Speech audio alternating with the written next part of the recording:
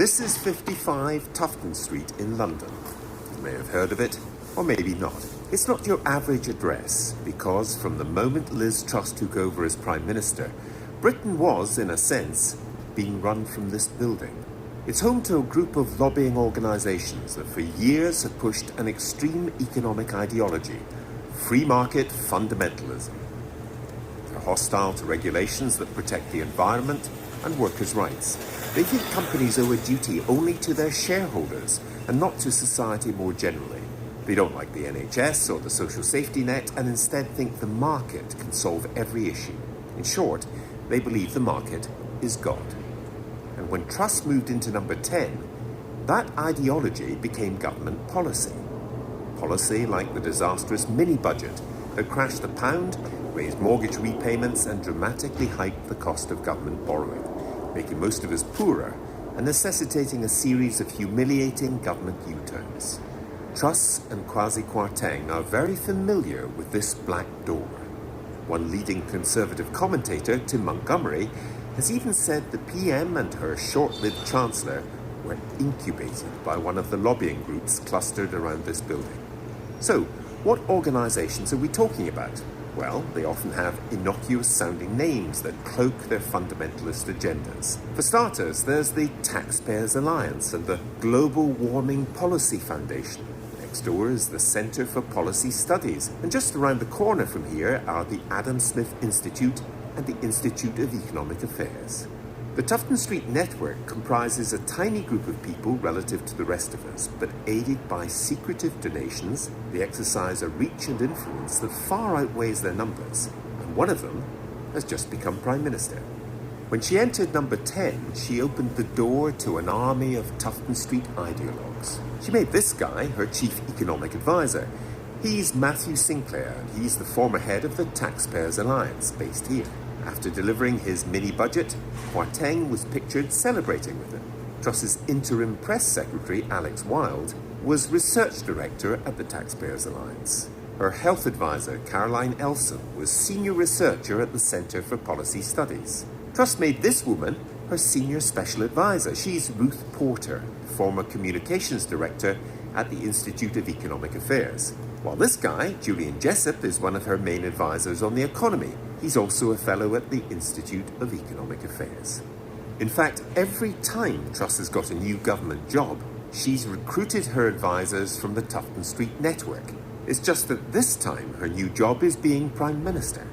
According to the head of the Institute of Economic Affairs, Truss has spoken at more of its events than any other politician over the past 12 years. 2 of Truss's meetings with the organisation were deleted from the official record, then reinstated after the deletions caused a scandal. In 2011, Truss was the supposed founder of a Conservative Party organisation called the Free Enterprise Group. The organisation's webpage was registered by Ruth Porter, who at the time worked for the IEA. The IEA supplied Truss's group with media briefings and organised events for her. 12 members of the current cabinet, including several of its most senior figures, belong to that group. Today, if you try to open its webpage, you're redirected to something called the Free Market Forum, which calls itself a project of the Institute of Economic Affairs. That same year, 2011, Truss teamed up with 4 MPs from her IEA-affiliated Free Enterprise Group, including Kwarteng, to write a book called Britannia Unchained. In it, they said the British are among the worst idlers in the world, and laid out an ideology of tax cuts for the wealthy, gutted workers' rights, and funding cuts for public services. In other words, the Tufton Street agenda. What else do the people in and around this building believe in? In February of this year, King's College London hosted a debate on the motion, should the NHS be privatised? Speaking in favour of the motion was Christiane Niemitz from the Institute of Economic Affairs. The Global Warming Policy Foundation, based here, has been described as the UK's most prominent source of climate change denial. The group has previously been found to have spread misinformation about the science of global warming. Truss's pledge to end the ban on fracking was lobbied for by the Adam Smith Institute, where her longest-serving special advisor previously worked. Then we get to Kwasi Kwarteng's recent mini-budget. The policies he announced were vastly more beneficial to the richest in society than any other group. He handed £1 billion a year to just 2,500 multi-millionaires. From the cut in corporation tax to the cut in the highest rate of income tax, it was a budget that could have been written in this building. In fact, it kind of was. Because here's how the Tufton Street network reacted. The Taxpayers Alliance boasted that multiple measures in the mini-budget were policy wins for them, including the abolition of the 45p tax rate. The Centre for Policy Studies boasted that they bagged 7 campaign wins with Kwarteng's budget. The Adam Smith Institute said so many of Kwarteng's proposals were things they'd advocated for. While the head of the Institute of Economic Affairs responded to the claim that Truss was incubated there and that Britain was now the IEA's laboratory by posting a self-important sunglasses emoji. The mini-budget was, by their own admission, very much the work of these campaign groups, which begs the question, who funds these groups? In the main, we don't know, and they won't tell us. We do know the IEA has received donations from BP and ExxonMobil and, along with the Adam Smith Institute and the Centre for Policy Studies, from the tobacco industry. The IEA and the Adam Smith Institute have also received millions of dollars from American groups that also funded climate change denial.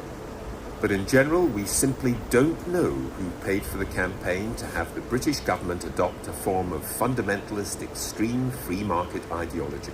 And of course, it all happened without the inconvenience of asking the voters if they had an opinion on all this. Truss was elected by just 0.1% of the British public, those Conservative Party members who supported her.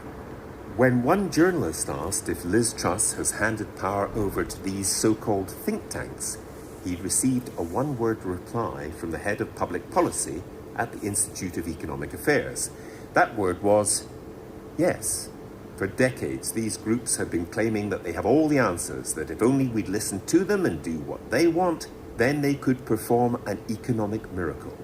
When Liz Truss took power, so did they, and it took them just 3 weeks to crash the economy and destroy a Conservative Prime Minister.